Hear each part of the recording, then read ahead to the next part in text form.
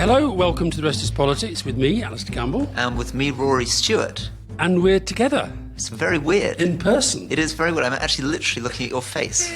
It's kind of like... As opposed to down the Zoom. screen. Yeah. It may not be as good. I'm a bit concerned about We had this. a question about that, whether we felt it was better face-to-face or with Zoom. I quite like doing it on Zoom because you can interrupt each other with hands rather than by saying, shut up.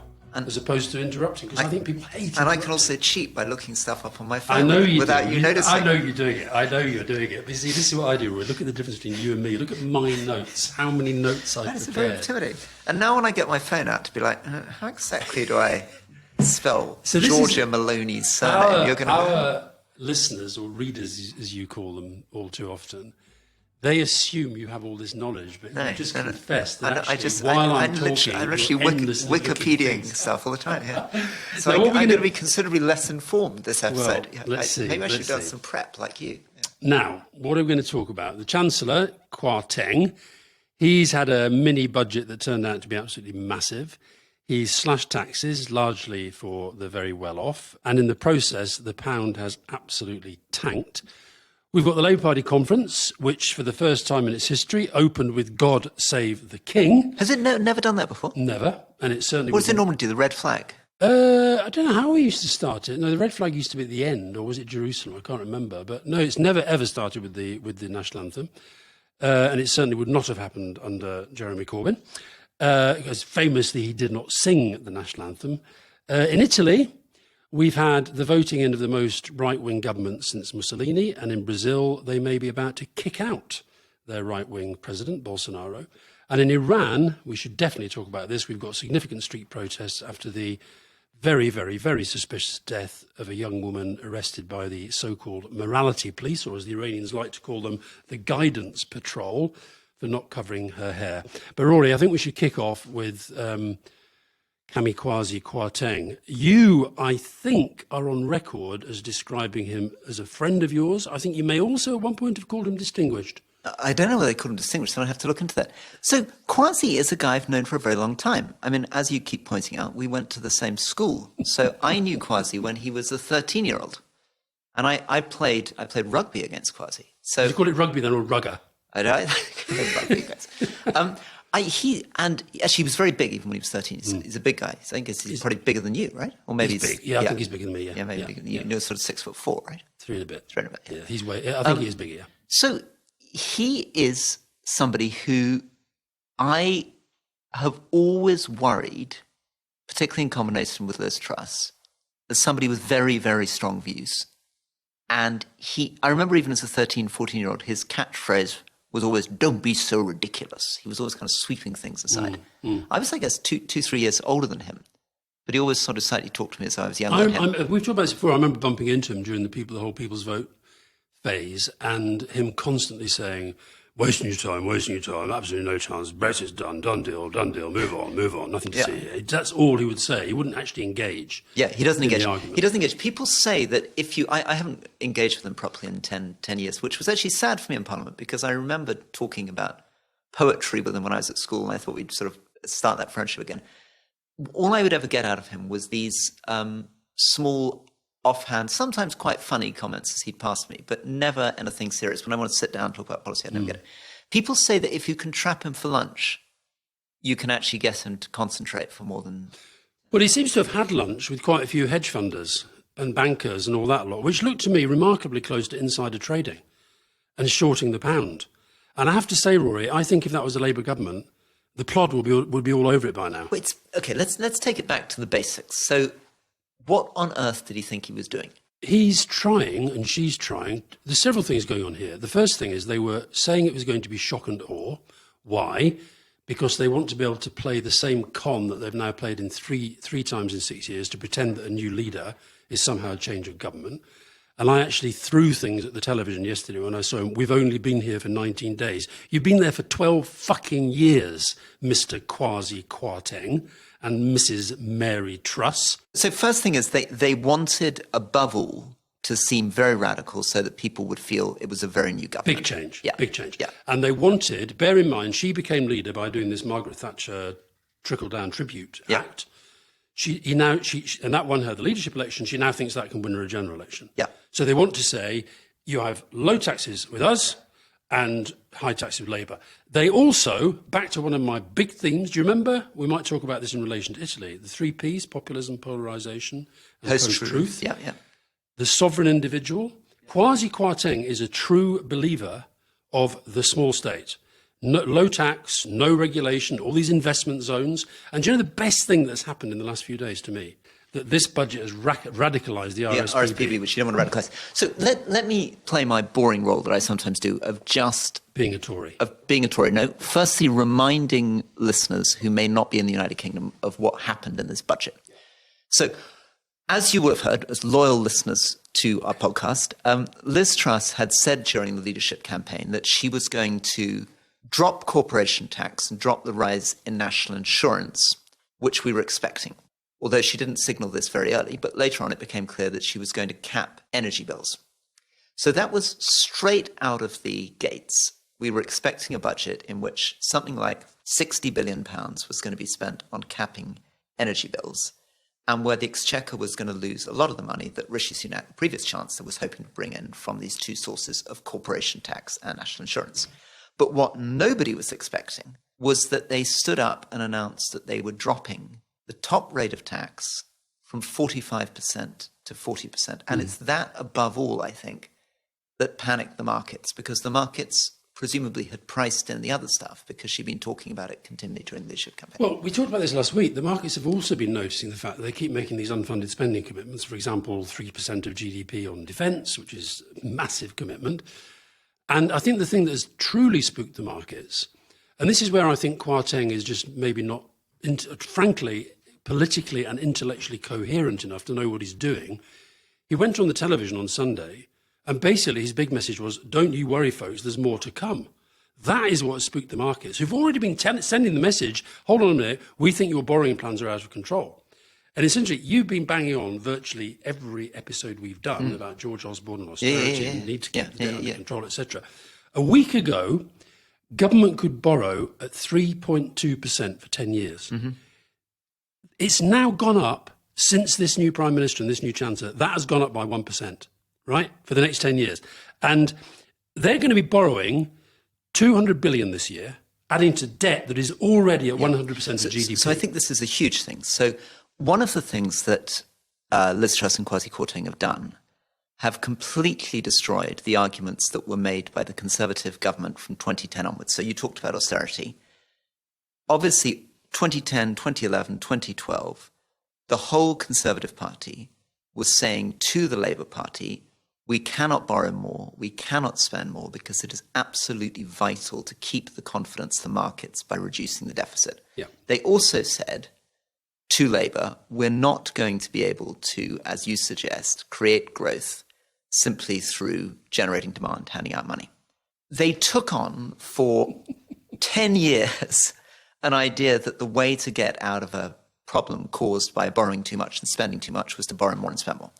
And Kwasi Kwarteng and Liz Truss have completely trashed that record. And that now means that the Conservatives are in real trouble in economic arguments, because all the arguments they made against Labour for the last 10 years have gone out the window. But also, surely, we had a question, we'll do the Q&A later, but we had a question directed at people like you, Gavin Barwell, David Gauke, Anna Soubry. You can't possibly support this government based upon what you've said and done before. No. Well, that must apply also, surely, to large numbers of the population. Yeah, large numbers of the population, and I think more Conservative MPs that will acknowledge it are terrified by this. I mean, remember, even Rishi Sunak, who's much more right-wing than me, Gavin Barwell, David Gauke, he was a Brexiteer, was on record 2 weeks ago saying, if Liz Truss does what she says she's going to do, which is cut taxes at a time when borrowing is going up, she's going to provoke a run on sterling. She's going to bankrupt the country. And there was an article in The Spectator saying, this guy is a crazy fearmonger. How desperate is this? Rishi Sunak's losing the leadership race. Now he's accusing Liz Truss of bringing economic policies that are going to lead to a run on the sterling. Presumably Rishi Sunak is now sitting back here with his head in his hands thinking, this is unbelievable. Not only did she do what I feared she was going to do, but even worse. They added to this cut from 45 to 40%, which provided the final panic at the tail of the markets. And when you look at the graphs of that map, I mean, I keep thinking, if this, let's just say this had happened under Gordon Brown or Alastair Darling, when you see that graph of the pound and its value against the dollar, and people are saying, the Tories are trying to say this is because of the strong dollar. It's also gone down against other currencies. We had that wonderful conversation last week with Eddie Rama, the Prime Minister of Albania. We had a lot of love for him.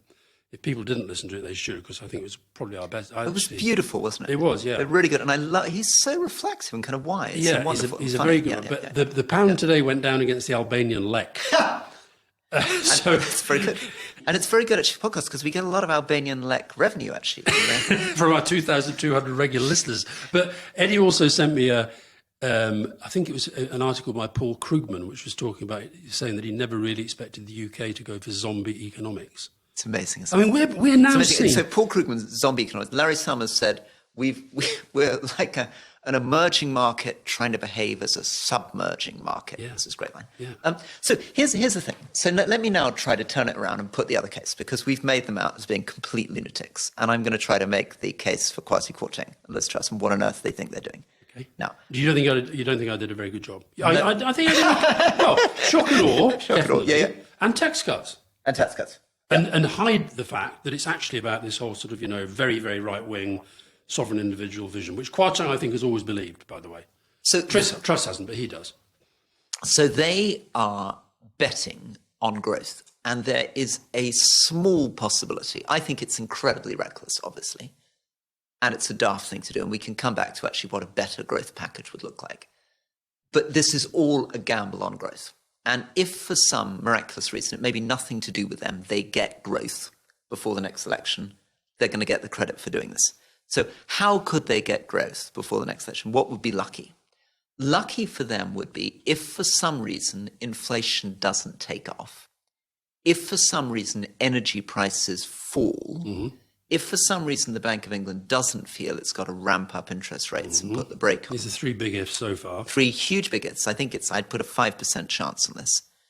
But if he manages to get those three things falling in his favour, he could get some growth and he could end up looking smart in the next election. That's why I thought Rachel Reeves, Shadow Chancellor, her instant line was actually quite a good one, given she had to think on her feet when she said there's just a massive reckless gamble. It's not a strategy. Because, as you say, it's dependent on other things happening over which he actually has no control whatsoever.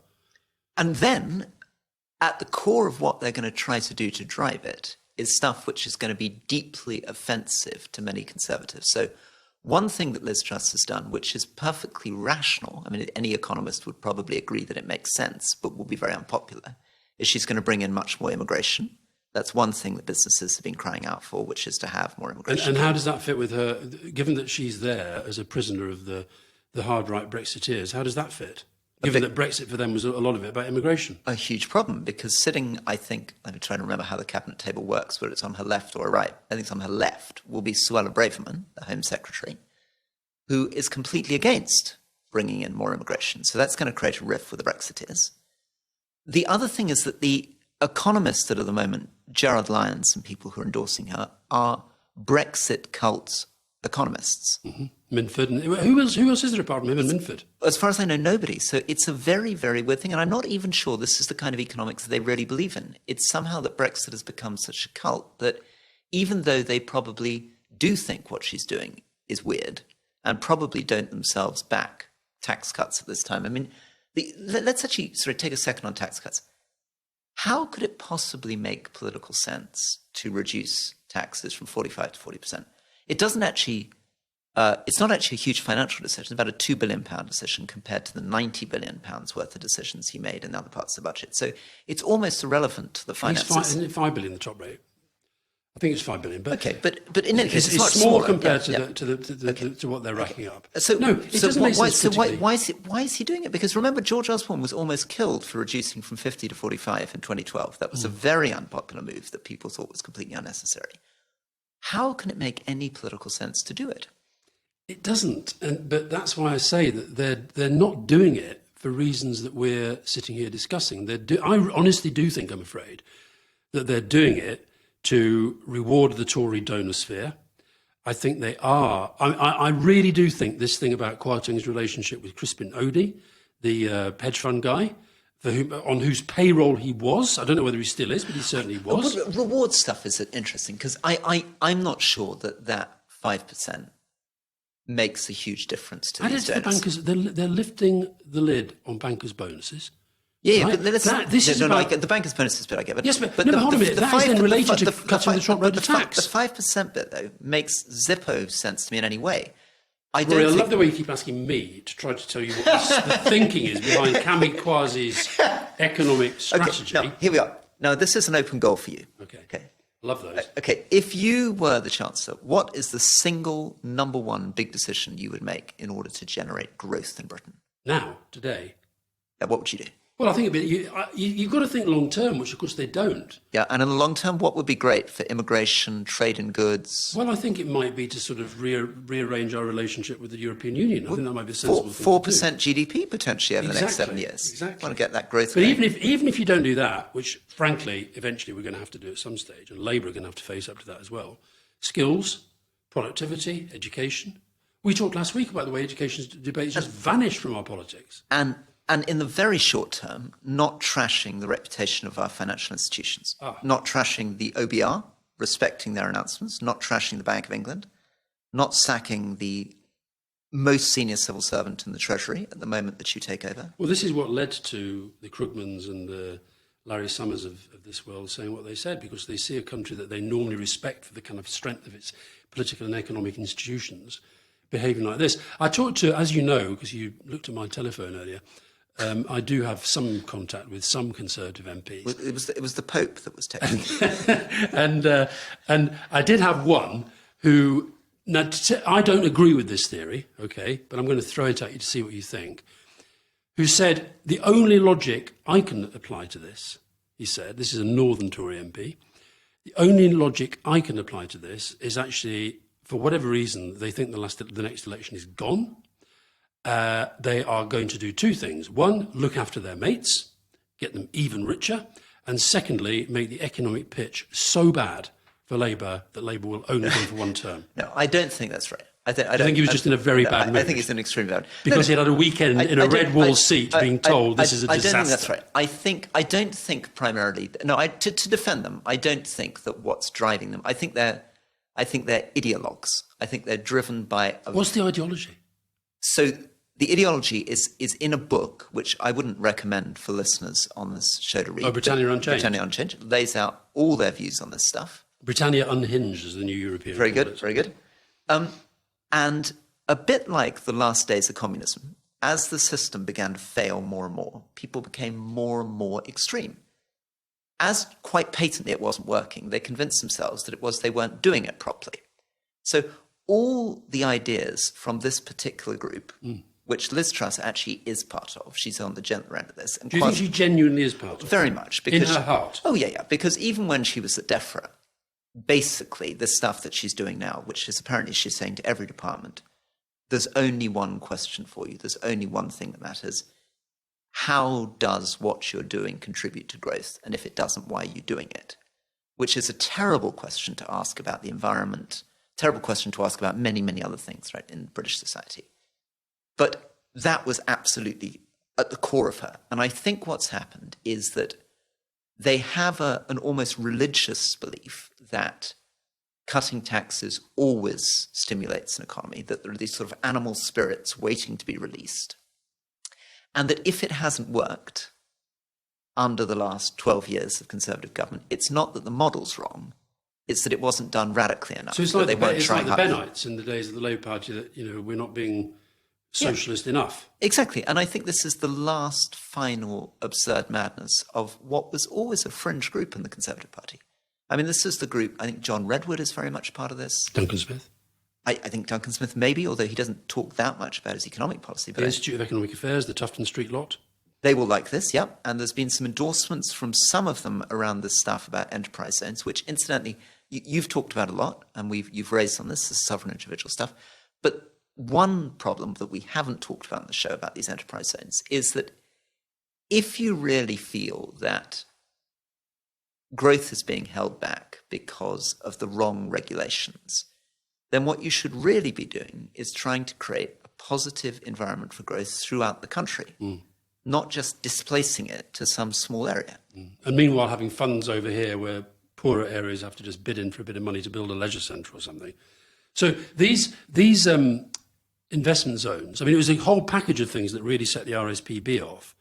But you having been at DEFRA, can you see why these nature conservation bodies are so upset? Yeah. Well, so the fundamental thing is that for the last 6 years, people have been trying to think how to replace the European Union environmental payments. So when I was the Environment Minister in DEFRA, I oversaw £3.2 billion annually of environmental payments.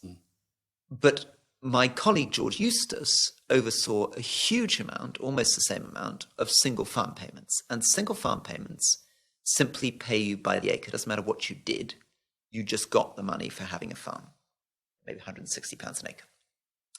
And there was a fringe of the Brexiteers that were very, very powerful under Boris Johnson, led by people like Zach Goldsmith and his brother Ben Goldsmith, who were Brexiteers and environmentalists. And they really believed that one of the problems with Europe was the common agricultural policy, that the common agricultural policy wasn't good for nature and the environment. And if they left the European Union, they could create proper environmental schemes which would genuinely improve British nature. And this was driven ahead by Michael Gove, who was actually a surprisingly radical pro-environment DEFRA minister. And then it was taken up strangely by the man that we really dislike, Boris Johnson. But the one thing that Boris Johnson was quite progressive on was environment. His father's a big conservationist. His wife is very concerned about this. He's very close friends with Zach Goldsmith and Ben Goldsmith, whose thing this was. He, in fact, made Zach Goldsmith a minister in DEFRA. So at the end of the 6-year period, a huge system was made, which farmers across the country were just getting used to, which was the ELM system. And the ELM system basically rewarded you for using land in a way that benefited nature. Quite complicated. It was, reward you for peatland restoration. You could do rewilding schemes. You could do trees. You could do lots of stuff. But what Liz Truss has now announced is that she is intending, it seems, to get rid of that system and effectively return to the very worst bit of the European Union, which was the single farm payment under the Common Agricultural Policy. Presumably she, having been Secretary of State at DEFRA, presumably she understands that. She absolutely understands. So why is she doing that? Because when she was Secretary of State at DEFRA and she was my boss, what was striking is David Cameron made her. David Cameron made her. The reason we have Liz Truss as Prime Minister is because David Cameron promoted her faster than anyone else, made her a Secretary of State when she'd only been in Parliament 4 years as a very young woman, and put her in charge of environment, food and rural affairs when she frankly doesn't care deeply about environment or rural affairs. Why not? Because she also said that when she was Foreign Secretary, she didn't care about foreign affairs. So what does she care about? She cares about radical economic reforms of this sort. She's an economist and a right-wing economist, and she loves the idea of sort of exactly the stuff that she and Kwasi Kwarteng are now doing. She doesn't... I remember her making jokes at the expense of colleagues with the Green Belt. She thinks the Green Belt gets in the way of economic growth. She would like to build over it. She felt that... Do you think she will do that? I think she'd be interested in doing that. I think it'll be very difficult for her to do that, because if she starts doing that, she'll lose every Conservative seat in the south of England, having just lost every Conservative seat in the north of England with her budget. So maybe a little bit difficult for her to do that. Do you think she's a Labour Party agent? I mean, I thought I knew them all, but, So, well, I think this goes to the heart of what we were talking about last week, which is that growth sounds popular until you start doing it.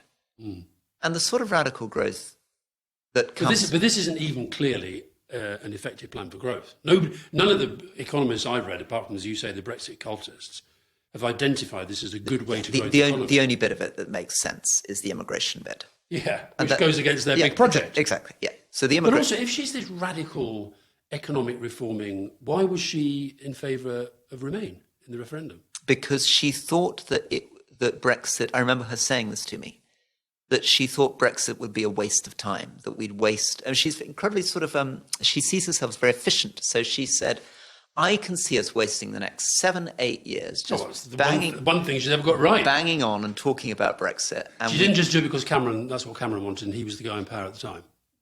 I think that influenced her, but I think what really got her on board is she just thought it was impractical. and would waste people's time. What happens now, though? Because you said one of the big ifs is that the Bank of England doesn't rack up interest rates. I don't see any way that they can't, because as people keep saying, you've now got the worst of both worlds. We've got Kwarteng with his foot slamming down on the accelerator, and Andrew Bailey, the governor of the Bank of England, has got his foot on the brake. And that is going to carry on with this tension. As you said earlier, they've started to brief against the Bank of England, which I think is a lethal place to be. And I want to ask you about this shorting the pound thing. Because when George Soros made a fortune 30 years ago betting against our currency for Black Wednesday, he was doing so as an economic analyst. He was making judgments based upon what he was assessing. There does seem to have been access to government, to decisions and decision makers about what was coming. Some of it's signalled.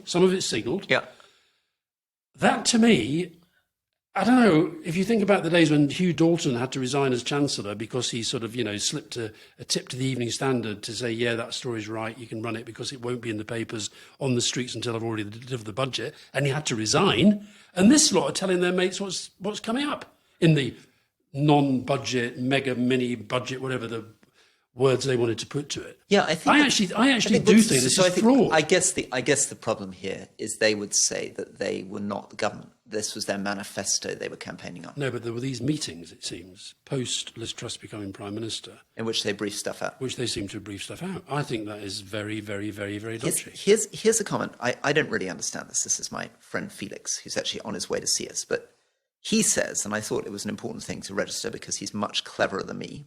Cleverer than I. Cleverer than I. He also what school did you go to? His grammar is probably better. He says the key thing to look at is the gilt market, which is much more important than sterling. And the gilt market took one look at this and said, WTF. I'm not hanging around to see whether the signal has got anything sensible about it. I think I'd rather go and hide in US treasuries for a bit. Pull me back after the party conference or whatever. Right. The breakdown in the gilt market, huge moves Friday and this morning, is different and much more serious than the currency market. But it's all part of the same. And could cause a major snafu. Moves of this magnitude in a highly leveraged financial system inevitably have the potential to throw up all kinds of unforeseen consequences. I can now tell our reader/listeners that this is how Rory Stewart sounds so informed. He read that from his telephone. I was quoting Felix. Yes, I know.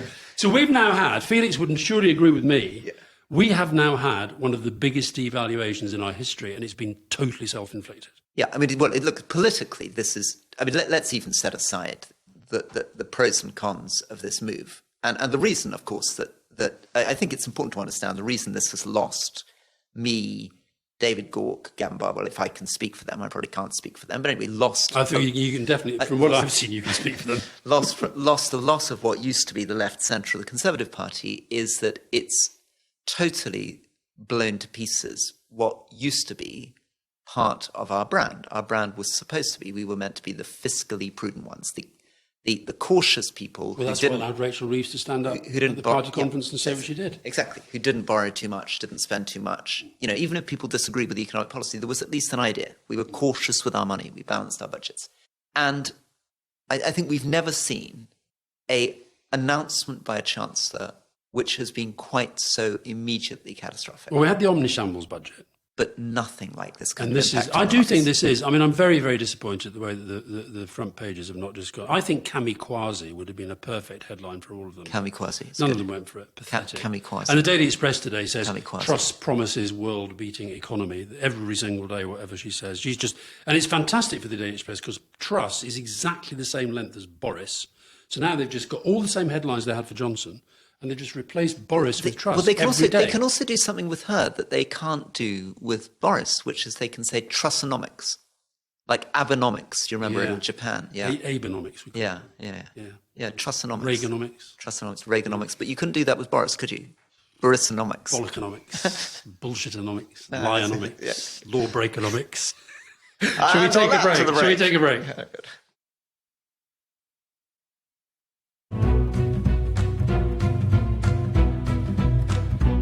Welcome back to a proper live, in-person edition of The Rest Is Politics with me, Rory Stewart. No, it's not live. Just because we're in the same room doesn't mean it's live. It's actually being recorded face-to-face. That's what you meant. Oh, okay. Yes. So a recorded face-to-face edition of The Rest Is Politics podcast with me, Rory Stewart. You are Rory Stewart, and yeah. I am Alastair Campbell. Very good. But the person who's not in the room with us at the moment is Ibrahim Raisi, the president of Iran, because he's got other things on his mind at the moment.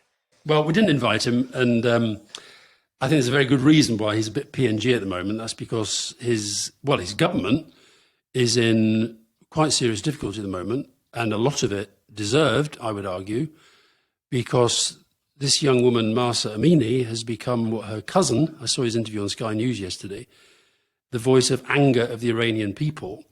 And it does seem true. She's dead. She died in custody. Yeah.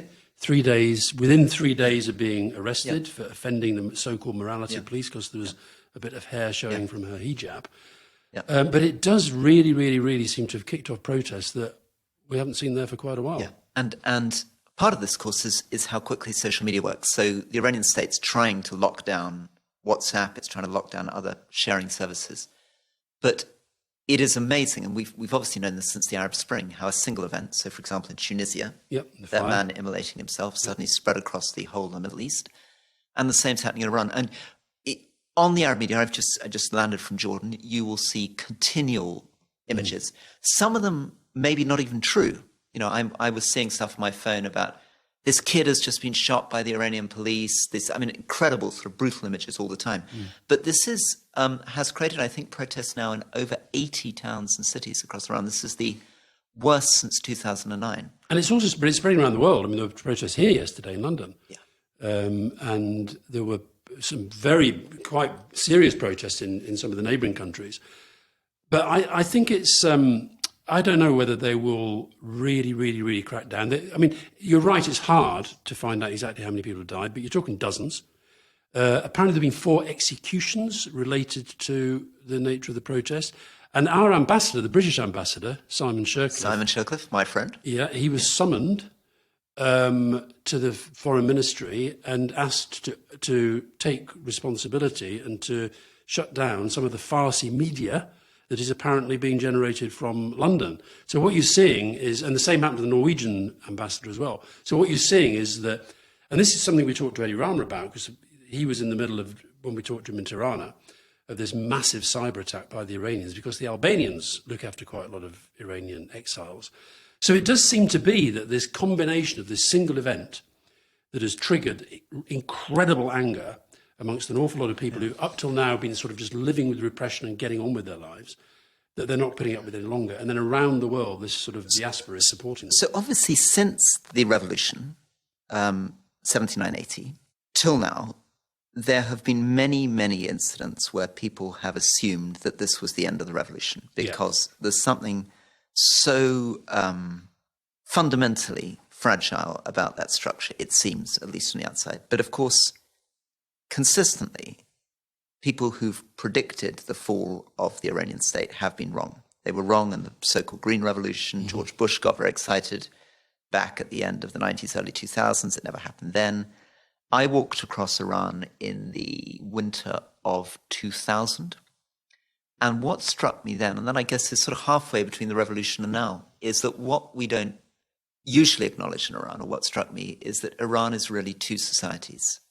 There is the society of the cities, the society of people like Mahsa Amini, who tragically died, highly educated, generally more liberal, more progressive, pushing to be a much more part of a contemporary world. And then there is a much more conservative rural Iran. I walked through villages where sometimes I was stopped by different bits of the security state 5 or 6 times a day, police intelligence, military intelligence, Basij militia, Revolutionary Guard, where every single mosque, where I slept in the mosques night after night, were hung with martyrs from the Iran-Iraq war.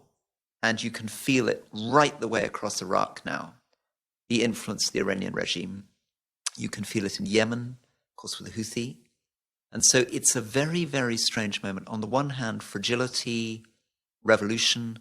On the other hand, still a very, very strong state with a huge, deep rural conservative backing for people like him racy. And I think they will. I think the regime will be looking at, even though it has been a level of protest we haven't seen for a while, I think they will be looking at the moment and probably thinking it's containable, which we'll see. Another country beginning with I, Italy. Italy now has the most right-wing government since Mussolini. Giorgia Meloni, who's gone from 4% at the last election to 25 plus this time, at the expense of the left, but also at the expense of Salvini, of the Liga, who will be presumably part of any government she forms, and also the old fox, who, Moises Naim, my 3P man, he identifies Berlusconi as the first 3P autocrat. The first leader. real proper populist. Yeah. But basically, this is a. I mean, when any party that literally identifies itself as post-fascist, I always think it's the post-hyphen part of that word that counts for the most. But Italy is extraordinary, isn't it? Because it's the most extreme version, I feel, as an outsider looking at it, of the tension between populism on the one hand, the kind of Berlusconi thing, and on the other hand, Salvini, and on the other hand, the very kind of high technocratic, austere tradition of these kind of central bankers, Brussels bureaucrats. Mario Monti was a great example of this. But it's gone on since then, of this sort of fight between, on the one hand, the kind of these grand Italians with their sort of sweeping white hair and their kind of amazing international lives, and then this thing which Giorgia Meloni represents. But she's done the same as Le Pen in France and Vox and the True Finns and the Sweden Democrats of trying to soften some of the harder edges. But essentially, we are talking about fundamentally Christian and as with so many of the kind of Christians, particularly in America, identify themselves as that's as much about being anti-Islam as it is about being pro your own faith. Family, incredibly important, very anti-gay rights. And of course, it's going to be difficult for her because the COVID package that comes out of the European Union, I think they've got the biggest of the lot. So she's going to be very, very sensitive to, I don't think she'll want to upset the European Union too much, but she's definitely sort of pitching more towards an Orban vision of Europe than a Macron Scholz. So she's gone through a transition, hasn't she? And what one never knows with somebody like that is which one of her two identities to believe. So you're right. She had a complete Orban identity. And of course, Viktor Orban, the Hungarian leader, had a lot of extraordinary attacks on George Soros, which she loves to repeat. He has something that I've noticed happening increasingly around the world, which is a policy of trying to increase your domestic population. It's a sort of anti-immigration policy where you're all about big families. We've got to turn around, all against population decline. And she congratulates Orban for having driven up the Hungarian population. She made quite pro-Putin comments a couple of years ago. So it really sounded as though she was fully kind of allied with the bad people. And she was pretty extremely Eurosceptic. And she used to mock Angela Merkel and Macron. But now, suddenly, something's changed. Well, she's not. Salvini's right up Putin. She has definitely been a bit stronger on Ukraine. But whether that's been for politics or... So she's changed on Ukraine. She's now making pro-European things. Having said that she admired Benito Mussolini, she's now said, no, she doesn't admire Benito Mussolini and she thinks he's a bad man.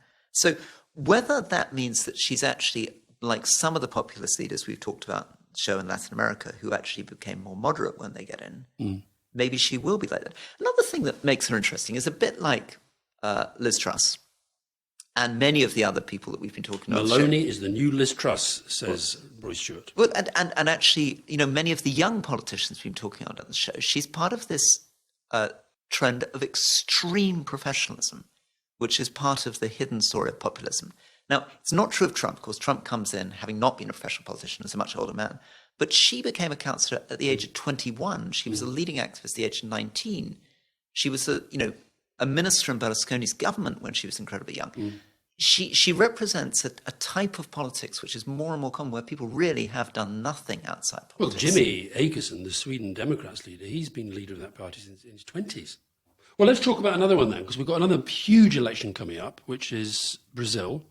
October the 2nd and then October the 30th.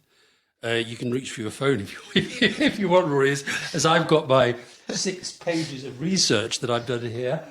Did you know, you like this one? Can we be reminded of where this is coming from? So one of our Brazilian listeners said that all that happens, and you notice this, is that I keep referring to Bolsonaro and we never provide a detailed analysis of Brazil. Which I think was a fair point. And you then said, well, you could easily give us 5 minutes on Brazil, but you had to go to the dentist. I thought you were bluffing. I wasn't bluffing. You then offered I've got a crown. I'll show you. Then offered to give us 5 minutes on Brazil.